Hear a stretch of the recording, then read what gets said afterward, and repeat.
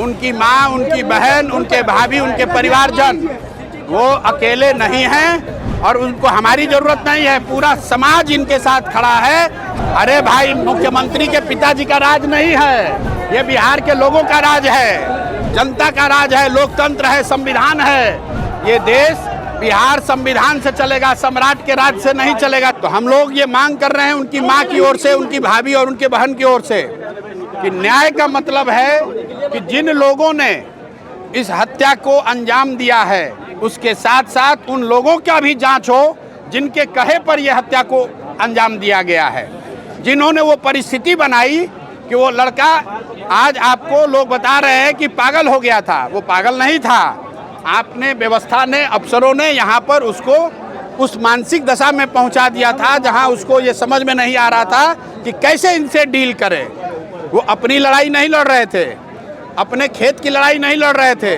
यहाँ जो मुझे पता है 80 परिवार जो जमनिया गांव से आज 2 बरस से जो लोग गंगा के कटाव के वजह से यहाँ विस्थापित होकर आए हैं, उनको बिजली मिले, उसको पानी मिले, इसकी लड़ाई लड़ रहे थे।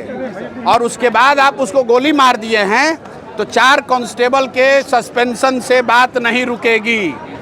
न्याय का मतलब है कि इस राज्य के मुखिया को बताना पड़ेगा कि जब वो खड़े होकर ये बयान दे रहे थे कि डीजीपी ने हमको खबर दी है कि एक लड़का है जो हमको गोली बंदूक दिखा रहा है, तो मैंने कहा है, ये सम्राट चौधरी का बयान है, उन्होंने कहा है कि भाई हमारे पुलिस को कोई बंदूक कैसे दिखा रहा है।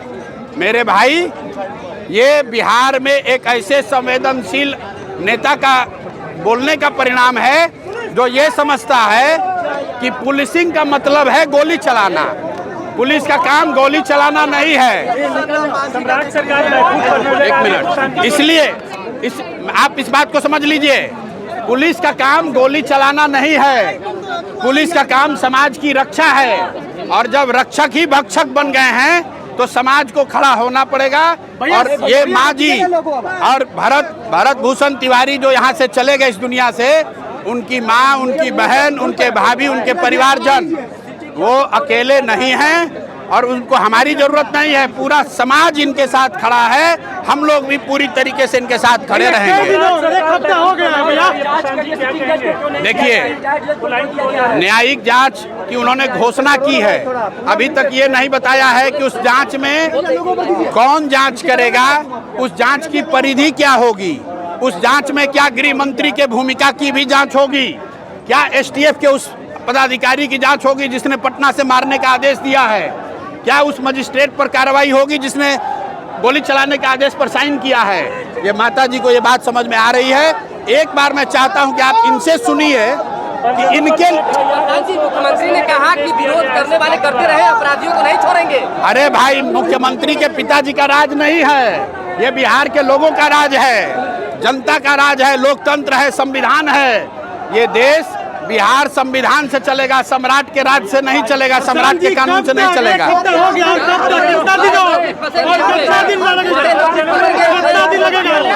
आप देखिए, अभी तो उस बच्चे का 10 कर्म भी नहीं हुआ है।